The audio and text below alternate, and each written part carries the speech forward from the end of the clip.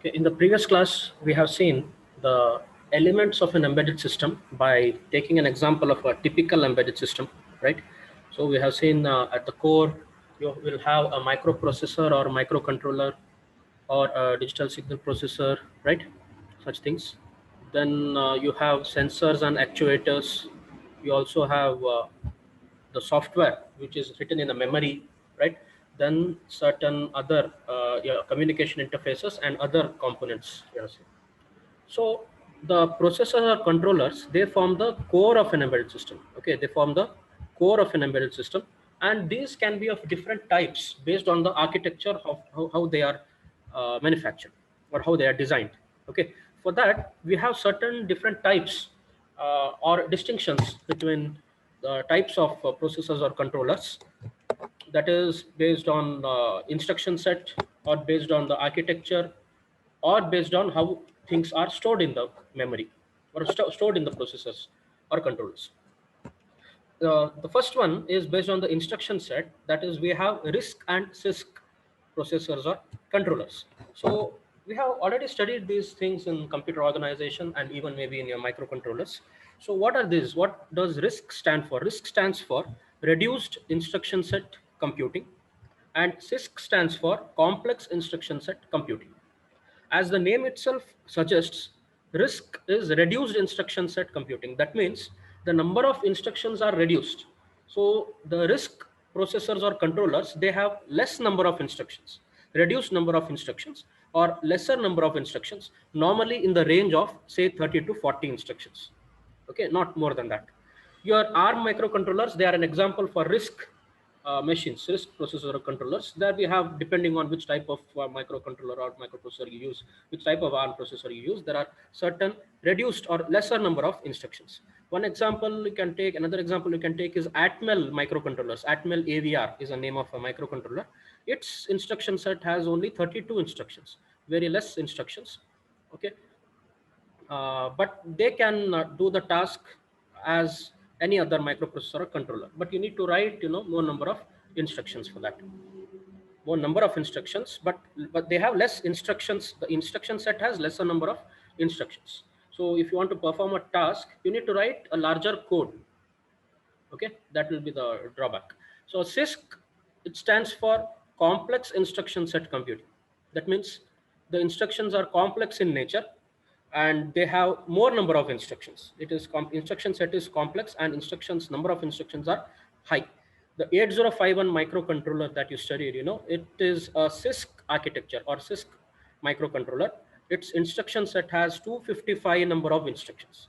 Okay, it has 255 instructions. So advantage of using CISC is the code size becomes less. Okay, there are multiple instructions, the code size becomes less.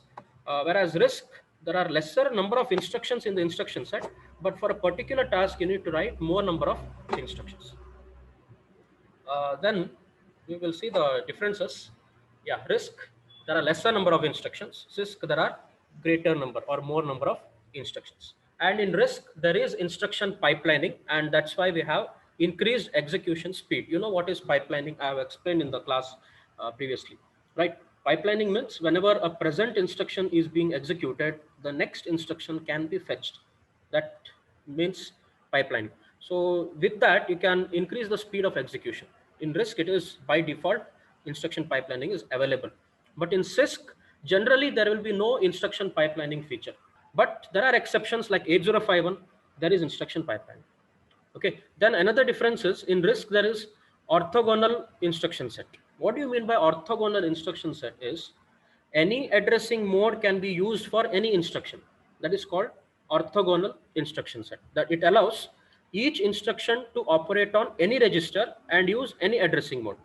Whereas in CISC, it is non-orthogonal instruction set. That means all instructions are not allowed to operate on any register and use any addressing mode. There are some restrictions.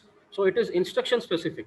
One example I can give you is the indirect addressing mode you have used in 8051. If you remember, there was indirect addressing mode using at, what is that thing? Move a comma at r0. What does it do? If an instruction in 8051 is move comma at r0, what does it do? It will, the address of the instruction is stored in the register R0, right? The contents of the memory address pointed by R0 is copied into accumulator A, right? That means it is an indirect addressing mode. So what my point is, it is an indirect addressing mode, and in that, yeah, content of content, sorry, whatever. The content of contents of R0, right? Yeah. The address of the memory location is stored in R0, and the contents of that particular location pointed by R0 is copied into accumulator A. Yeah. So in that particular thing, you can use only two registers, R0 and R1. For indirect addressing mode, you cannot use R2, R3, or any other registers. You can use only R0 and R1. So there is a limitation, right? So that's what I wanted to make a point is you can use only certain instructions for certain, or certain registers for certain addressing modes. So the instruction set is said to be non-orthogonal instruction set. Whereas in RISC architecture, there are no such restrictions. Any registers can be used for any addressing mode. Okay, so that's the point here. Next one is operations are performed on registers only. The only memory or operations are load and store. So this you have seen in computer organization. So if at all you want to add two numbers which are there in the memory location, first thing you have to do is you have to copy both the numbers into the registers into the microprocessor or microcontroller, then perform the operation and then store the results back into the memory. So you cannot do addition or subtraction or any other operation on memory. You can do operations only in the registers. Whereas in CISC architecture, operations are performed on registers or memory depending on the instruction. For example, you also have the instruction add a comma 20h in case of CISC architecture, or in case of microcontroller, you have that instruction add a comma 20h. So what does that add a comma 20h do? If there is add a comma 20h, what does it do? It will add the contents of 20h with the accumulator, and the result is stored in accumulator, right? It will add the contents of the memory location whose address is 20h. It will add the contents of this 20h along with the accumulator, and the result is stored in accumulator, in the accumulator. So this is possible in CISC architecture. You can directly add an contents of a register or an accumulator with the contents of a memory without taking that memory contents into the register. But in case of RISC architecture, in case of your ARM processors or microcontrollers, or any RISC architecture, RISC microcontrollers or microprocessors, this particular operation is not possible. First, you have to load the contents of 20h into a register, then add the contents of that register with another register like accumulator, and then afterwards you get the sum. That sum has to be stored into the memory. Copying the contents from memory into the register is called load operation. Copying the contents from register back to the memory is called store operation. Okay, we are just revising the same what you have studied in computer organization. Okay, whereas in 8051 we had studied these kind of instructions, like you could operate on memory also, right? You could operate on memory also, although one of the operands had to be a register, but it allowed to operate on memory also. Okay, whereas in RISC it is not possible. You have to load first into the register, do the operation, and then store it back into the memory. Okay, only operations on memory are load and store, other things are not allowed. In case of RISC, a large number of registers are available. Okay, large number of registers are available, whereas in case of CISC there are only a limited number of general purpose registers. Okay, uh, that's one thing. In case of RISC, the programmer needs to write more code to execute a task. This is what I said. The number of instructions are less, but the instructions do simple tasks actually. So if you want to perform a complex task, you need to write more number of code, more number of lines of code to execute a task, since the instructions are simpler ones. Whereas in case of CISC, the instructions are like macros in C language. That means some small functions. For example, you have an instruction DJNZ, right? In case of 8051, I'm taking an example of 8051 for this CISC microprocessor or controllers. It's a microcontroller. So you know DJNZ. What does DJNZ do? What does the instruction DJNZ do? Do you know CJNE? Have you used this instruction CJ and E? These are kind of instructions we have in CISC architecture only. Do not find these in RISC. See, what does DJNZ do? DJNZ is decrement and jump if not zero. So normally we use this in loop instructions, like, while you're sorting a certain array or finding the largest number, smallest number in an array, such examples, you know, you will keep a counter in a register like R0 or R1 or any register. After every operation or a set of operations, you decrement that particular register and compare it with zero. If that count is zero, you come out of the loop. If that count is not zero, you keep repeating, right? In assembly language instructions, I'm telling. So there, this instruction, it performs so many tasks. One instruction itself performs so many tasks, like it will decrement. Okay, it will decrement a particular register. So normally you will write like DJNZ, okay, DJNZ R0, comma, uh, the address where it has to jump, loop, something like this. Okay, DJNZ R0, comma, loop. What does it do is it will decrement the register R0 and compare it with zero. There is a decrement operation, there is a compare operation, and there is a jump operation. So three different operations are there in a single instruction. That's why it's called complex instruction set. Okay, the instruction sets, it has more number of instructions, as well as each instruction is very complex. It performs multiple tasks. That's why we call it, as we compare it with the macro in C. Macro means a small subfunction which can be used repeatedly. Okay, a programmer can achieve the desired functionality with a single instruction, which in turn provides the effect of using more simpler single instructions in RISC. To perform this operation in RISC, we need to do three instructions. But in CISC, you can do that with a single instruction. Okay, so that's the difference. That's the thing. CJNE is compare and jump if not equal. Here you are comparing two different registers. Okay, two different registers. For example, you can write CJNE R0, comma R1, comma loop, something like this. Sorry, R0. It should be R0, comma R1, comma loop, where you are comparing R0 and R1. If they are not equal, you are jumping to a particular memory which is indexed by the label loop. Okay, otherwise you are continuing with the next instruction, something like that. Okay, so what I mean to say is one instruction is capable of functioning more functionality, capable of doing more number of functions rather than a single function. So it is like three instructions in a single instruction. So the instruction set is complex. To do the same thing in RISC, we need to use more number of instructions. Okay, so that's the point here. Then in RISC, we have single fixed length instructions. All the instructions are of same length. Okay, are same length. For example, if it's a 32-bit processor or controller, it will have all 32-bit instructions or all 16-bit instructions, something like that.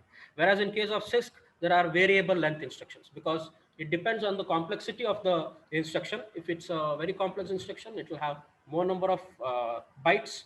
Otherwise, it will have lesser number of bytes. So what do you mean by length in instruction is each instruction will be stored in the memory in the form of bytes, right? In the form of, in machine language, that means in terms of in binary format.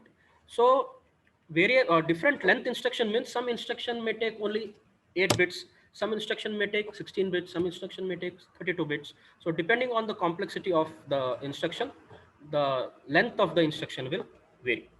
Okay, then RISC has less silicon usage and the pin count. That means number of pins in a RISC processor controller will be less. Less silicon usage means its size will be less. Okay, whereas in case of CISC, it has got more silicon usage because it has some extra hardware for complex instruction decoding. The instructions are complex. To decode that, we need additional decoder logic. Okay, that's why more silicon is used in case of CISC microprocessor or microcontroller. And in RISC, we have only Harvard architecture, and CISC can be both Harvard and von Neumann architecture. Harvard architecture, as you know, it is having separate space for instruction and data memory. Okay, that means the instruction bus and data bus, they are separate. You can access parallelly instructions and data, they can be accessed parallelly, whereas in von Neumann architecture both are accessed using the same bus. So parallel fetching of instruction and data cannot be done in case of von Neumann architecture. So CISC can have both Harvard and von Neumann, whereas RISC has only Harvard architecture. Your 8051 is an example for CISC and Harvard architecture. Okay, your ARM microcontrollers are example for RISC and Harvard architecture. Whereas your microprocessors that you have in your PCs and all, they normally have von Neumann architecture or rather some modified Harvard architecture. So 8086 is an example. It has von Neumann architecture, but it is also CISC in nature. Whereas 8051 has Harvard architecture, it is CISC in nature. So there are different types of microprocessor or microcontroller based on the instruction set. That is RISC and CISC. If asked in the exam, you should be able to list down these differences technically. Next kind of types of uh, architecture are based on, as we have discussed it at the end, the same thing, that is Harvard and von Neumann architecture. So as you know, Harvard architecture, or first we'll see what is von Neumann architecture. It is also called Princeton architecture because it was developed by person John von Neumann, who was working in Princeton University.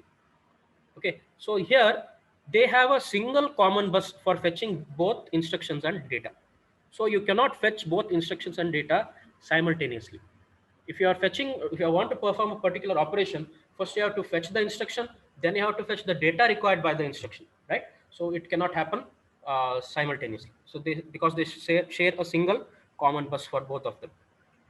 The program instructions and the data, they are stored in the same memory or common main memory. In the memory also, there is no bifurcation or separation between data memory and code memory. It is same common main memory. Both the instructions or the code and the data required by the instructions, both are there in the same memory. Okay, first they fetch an instruction and then they fetch the data that is required by the instruction from the same common main memory. The two separate fetches, they slow down the operation of the controller. That is one disadvantage of von Neumann architecture. Whereas in Harvard architecture, they have separate data bus and instruction bus. Okay, so with this we can transfer the data and program simultaneously. Data and the program is the code simultaneously on their respective data bus and instruction bus. The data memory can be read and written while the program memory is being accessed. So simultaneous operation is allowed here. So these separated data memory and code memory buses, they allow one instruction to execute while the next instruction is fetched. So that is called prefetching. When the present instruction is being executed, the next instruction is fetched. That is called prefetching of a particular instruction. So this allows for pipelining. Okay. So prefetch, theoretically it allows much faster execution than the von Neumann architecture, because that the prefetch is not allowed. In case of, yeah, these are the differences given specifically. In case of Harvard architecture, there are separate buses for instruction and data fetching, whereas in case of von Neumann architecture, there is a single shared bus for instruction and data fetching. You can see here, there is a single bus. Okay, there is a single memory. There is no distinction between program memory and data memory. The IO memory and CPU, they are connected to a same bus. If you want to access instruction, it is accessed from the same memory. If you want to access data, that is also accessed from the same memory through the same bus. Whereas in case of Harvard architecture, there is a separate program memory and another data memory. Okay, so there is a different bus for program and different bus for data. So this is easier to pipeline, so high performance can be achieved. Low performance compared to Harvard architecture because there is no pipelining. In case of Harvard, it is comparatively higher cost because separate memories are required here and separate buses. This will add to the cost. Whereas in case of von Neumann, it is cheaper because a single bus and single memory is used. Okay, there is no memory alignment problems because there are separate program and data memories. The data will not get mixed with the program memory. Whereas in case of von Neumann, it allows for self-modifying codes which are required for aligning the particular data with the memory. Okay, aligning means normally when you store data uh, in the memory, it should start from a particular address which is divisible by 4, or if it is a 32-bit microcontroller, it has to be divisible by 32. So these examples we have seen in computer organization, right? The last number, it has to be 0 so that it is divisible by 4, right? So You cannot store the data in any location you want. An address should be divisible by a particular width of that particular microcontroller or processor. If it's a 32-bit, then the address has to be a number that is divisible by 32. Okay, that problems arise in Harvard architecture, Von Neumann architecture, because the memory is shared between data and program. Whereas here, data is in data memory, you have only data. In between, there is no instructions or codes. In program memory, there are only programs or codes. There are no data. Okay, so those alignment problems won't occur in Harvard architecture. The same thing, since data and program memory are stored in different locations, there is no chances of accidental corruption of program memory. Okay, so in between data memory, you will not be storing, in between program memory, you will not be putting any data. So there is no corruption of program. If the program gets corrupted, the system will halt, right? It cannot execute further. Whereas in case of Von Neumann architecture, they are on the same chip, so there are chances for accidental corruption of program memory. If something is stored in between program memory, if some data is put, the program memory gets erased, so it cannot work, right? In that case, what happens is we will have to use some memory protection schemes so that some part of the memory will not be accessible for data and something like that. So those complex things are not there in Harvard architecture because we are separating the program and data memory. So chances of data corrupting the program is totally avoided. Okay, so these are the differences between Harvard and Von Neumann architecture. So next kind of processors or controllers, depending on how the data is stored in the memory, that we have big endian and little endian processors or controllers. So even these we have studied in computer organization. So what does big endian do or little endian do? Endianness, it means the order in which the data is stored in the memory by processor operations in a multi-byte system. Multi-byte means if at all it is more than 1 byte. Okay, normally it will be, if it is 16-bit, it is 2 bytes. If it is 32 bits, it is 4 bytes. So if you want to store a 4-byte data in memory, the question arises as to which byte has to be stored where. That means there will be 4 bytes in a particular 32-bit data. There will be byte 0, byte 1, byte 2, byte 3. Depending on the endianness, you are going to store particular bytes in particular locations. So if it is a little endian system, then lower byte is stored in lower address, higher byte is stored in higher address. If it is a big endian system, lower byte is stored in higher address and higher byte is stored in lower address. Okay, suppose the word length is 2 byte, then data can be stored in memory in two different ways. If it is 2 bytes, means 16-bit data, the higher order of data byte at higher memory and lower order of data byte at location just below the higher memory, that is the lower memory, that is little endian mode. The Intel 8086 processors, the processors that you have in your systems, okay, they are all little endian systems. 8051 is a little endian system. Okay, your ARM, it is also a little endian system. It can also have big endian system. In ARM actually there's a combination of big and little endian system. It supports both. Whereas in big endian, lower order of data byte at higher memory and higher order of data byte at location just below the higher memory. Means lower order at higher address, higher order byte in lower address. That is big endian system. So Motorola processors or controllers, they have big endian systems. Okay, so this is an example. In little endian, lower byte is stored in the memory at the lowest address, higher order byte at the highest address. Little endian means the little and comes first.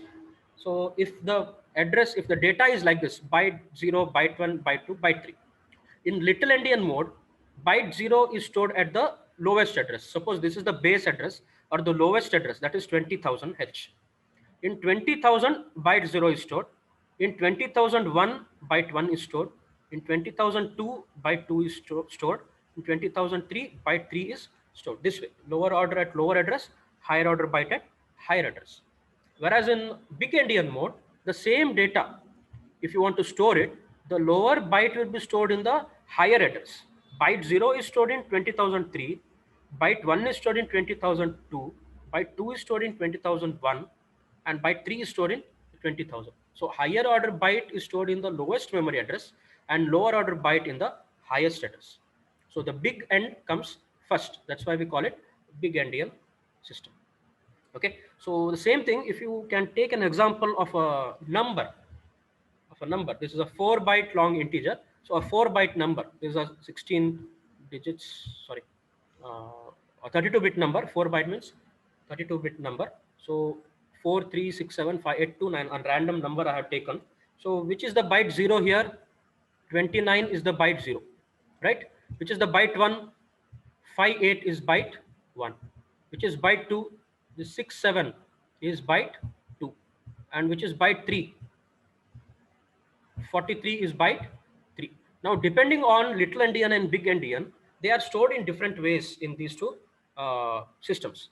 So, if it is little endian, what will be stored in byte 0? Can anyone tell me? Yeah, 20,000. 29 is stored. Byte 0 is stored in 20,000. 29 is stored here, right? Then what is stored in 20,001? 58. Byte 1 is stored. 58 is stored. Okay. What is stored in 20,002? 67 is stored. What is stored in 20,003? 43 is stored, right? So the same number, that is 43, 4 3 6 7 5 8 2 9, is stored this way if it is a little endian system. Whereas if it is a big endian system, byte 3 is stored in 20,000 H. What is byte 3? 43. 43 is stored here. Then, sorry, okay, 43 is stored here. Then at 20,001, byte 2 is stored, that is 67 is stored in this particular location. Then at 20,002, 58 is stored. And at the highest address, that is at 20,003, the lowest byte is stored. The lowest byte is 29. So this gives the clear difference of how the storing varies depending on the type of the system or the endianness. In little endian, it is this way, and big endian, it is this way. Okay. So depending on the manufacturers, they have different things.